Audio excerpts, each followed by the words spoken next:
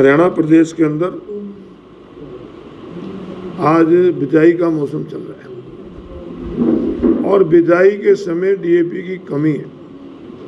कृषि मंत्री का बयान आया है कि डीएपी की कोई कमी नहीं है, परंतु किसान के नाते मैं कृषि मंत्री जी से कहना चाहूँगा कि जब खेत में आज फुहारा चल रहा है, अगर कोई खेत बात आ गया है तो उसमें बिजाई तो करनी पड़ेगी, और अगर वो बिजाई मौके पे नहीं होगी डीएपी की कमी की वजह से तो फिर वो फुहारा लेट हो जाएगा।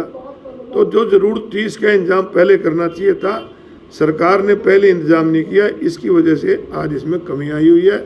और पराली जलाने का जो मसला है, पराली के ऊपर सरकार को हर साल दिक्कत आती है। सरकार को चाहिए कि मशीनरी खरीदी जाए और मशीनरी खरीद के किसान को दी जाए।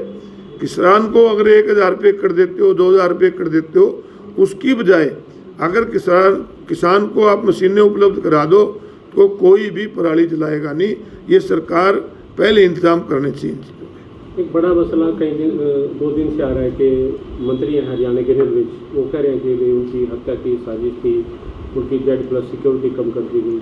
निश्चित रूप से बहुत गंभीर मसला है, इस पे जांच होनी चाहिए कि हरियाणा सरकार का आज मंत्री है और पीछे विधायक थे, चुनाव के अंदर अगर उस पर साजिश रची जाती है मारने की, तो फिर मान के चलो जो विपक्षी दल के लोग चुनाव लड़ रहे थे उनको कितनी दिक्कतें सामने करनी पड़ी होंगी। आपने देखा नहीं थानेसर के अंदर किस प्रकार से गुंडागर्दी हुई, किस प्रकार बूथों के ऊपर जाके गुंडागर्दी हुई। हमारे जो कार्यकर्ता थे उनके दफ्तरों के ऊपर हमला हुए और एक लड़के की तो दोनों टांगे तोड़ दी। FIR होने के बावजूद भी आज तक कार्रवाई नहीं हुई। तो ये सारे बड़े गंभीर मसले हैं, इस पे सरकार को तुरंत संज्ञान लेना चाहिए। लगता है कुरुक्षेत्र विश्वविद्यालय का जो वाइस चांसलर है वो वाइस चांसलर कम बीजेपी के कार्यकर्ता के रूप में ज़्यादा काम कर रहा है। चुनाव हो गया, चुनाव के दौरान किसने किसकी मदद करी, इस आधार पे किसी का तबादला नहीं होना चाहिए। उन्होंने जो किया है वो गलत किया है। ऐसी घटनाएं पहले कभी नहीं घटी, पहली बार है कि इस प्रकार की घटनाएं घट रही है। गीता जयंती एक बहुत बड़ा उत्सव है कुरुक्षेत्र का। कुरुक्षेत्र का नहीं, मैं कहूँगा पूरे देश का उत्सव बना हुआ है। और गीता जयंती की जब शुरुआत हुई थी तो स्वामी हमारे गणेशानंद जी होते थे यहाँ पे गीता धाम वाले, उन्होंने शुरुआत की थी। और उसके बाद जो भी सरकारें आई उन्होंने इसको काफ़ी अच्छे ढंग से मनाया।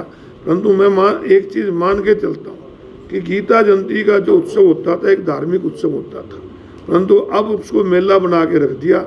इसको धार्मिक आयोजन होना चाहिए।